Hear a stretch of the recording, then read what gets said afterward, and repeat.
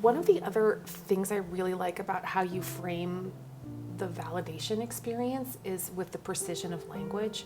Because I remember how much I've cherished it when someone says, you're upset because this is really upsetting. You're mad because this is infuriating. And like, that was late in the game for me, but like the right language to even try to shade in some of the colors of my feelings also really felt like that was, I'm just thinking of the like things that made me feel not crazy. Can they have precision in there? Is it hard for them to match up the feeling that they're having in their body with like the word? I think it's hard for most people. I think there is an interesting phenomenology around teenagers now that has emerged in the last 10 to 15 years, where there's a huge amount of discourse around using mental health terms.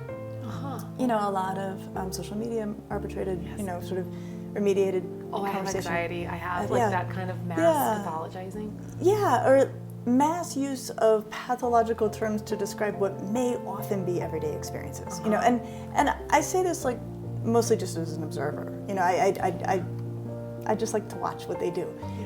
So one of the things is that I think it more now than even in earlier, like at this point I'm saying decades when I practiced, teens can be very quick to use terms like anxiety, depression, in this very, very broad way.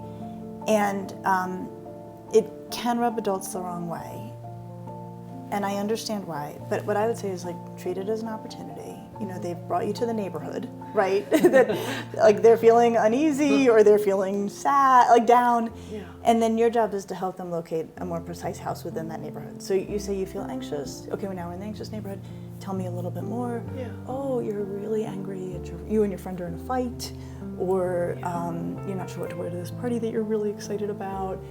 You know, so then you say, I hear that you feel anxious. I'm wondering if you're also feeling like really frustrated with your friend. Or I wonder if like you're anxious about the party, but also kind of like excited to go, you know? So we can just take it as an overture that allows us to home in on something more specific and blow past the fact that they may use these broad generic terms and they may not use them accurately. You know, as opposed to being like, you're not OCD, we haven't gone through that evaluation process. I'll show you OCD, right? Like, no, we don't have to do that.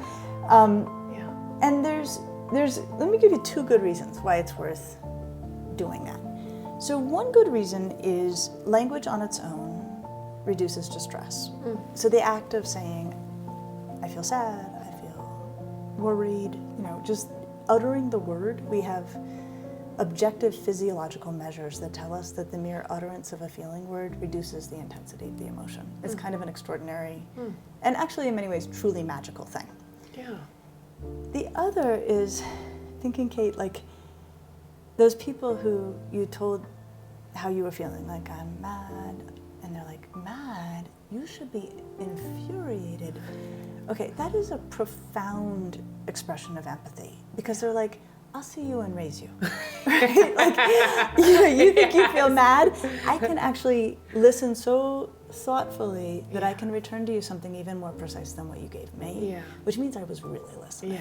You know, so and there's I feel value. known, then I feel... And what I love about all of it is like, it's not easy, but it's very economical. Right, this is all free.